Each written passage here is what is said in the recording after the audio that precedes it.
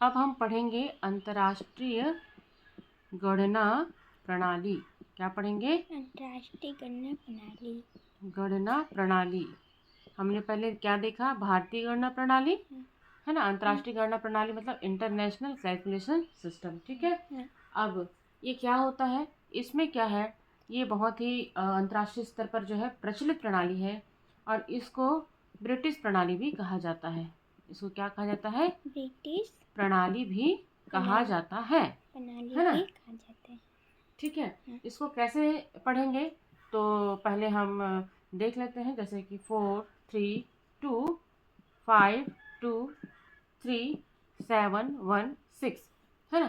पहले हम Indian calculation system या भारतीय गणना प्रणाली में कैसे लिखेंगे? इसको हम इकाई, इसको दहाई, सैकड़ा, हजार, 10,000, लाख, 10 लाख, करोड़ और 10 करोड़ ऐसा लिखेंगे हम। किसमें? भारतीय गणना प्रणाली में, हमारे इंडियन सिस्टम में, है ना। लेकिन हम इंटरनेशनल है ना, इंटरनेशनल कैलकुलेशन सिस्टम है ना, इंटरनेशनल कैलकुलेशन सिस्टम, इसको हम है ना अंतर्राष्ट्रीय गणना प्रणाली में कैसे लिखेंगे इसको हम देखते हैं। ठीक है। इकाई, दहाई, सैकड़ा, हजार, ये 10 कहाँ तक है? 10 करोड़ तक, है ना। तो ये इकाई का 1 10 एक एक शून्य क्या होता जाता है? बढ़ते जाता है। इसमें 2 शून्य है ना, हजार में 3 शून्य और 10,000 में 4 शून्य, लाख में 5 शून्य, 10 लाख में 6 शून्य, करोड़ में 7 शून्य और आपका 10 करोड़ में 8 शून्य, है ना। ऐसा होता है ना।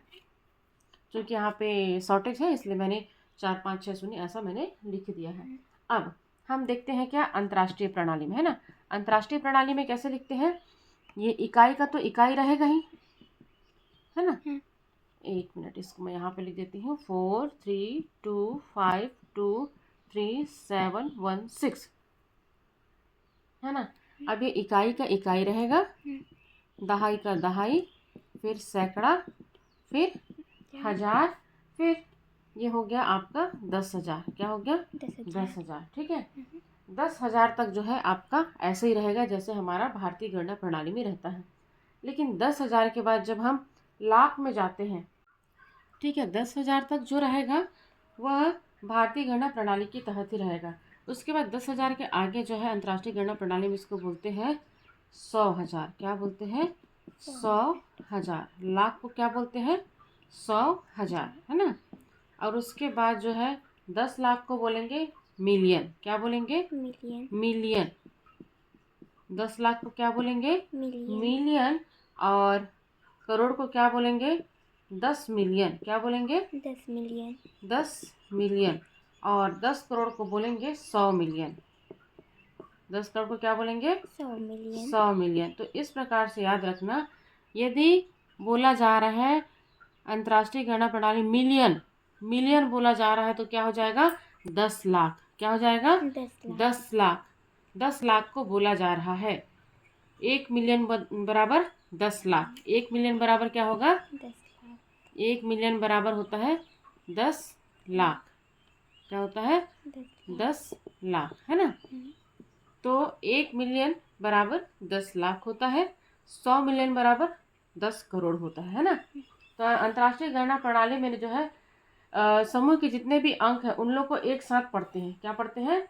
एक साथ पढ़ते हैं। यदि हम 432 मिलियन, क्योंकि मिलियन में है, 432 मिलियन, है ना, फिर 523, क्या हो जाएगा? 523,716, है ना।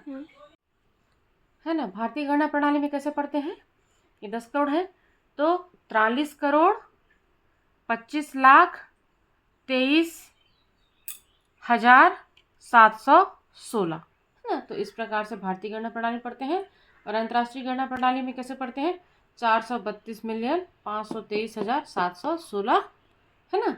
तो इस तरह से जो है अंतर्राष्ट्रीय गणना प्रणाली में हम पढ़ते हैं संख्या को, है ना। 10 लाख बराबर क्या होता है? 1 मिलियन। क्या होता है? 1 मिलियन, है ना। आई होप समझ में आ गया होगा भारतीय गणना प्रणाली और अंतर्राष्ट्रीय गणना प्रणाली में।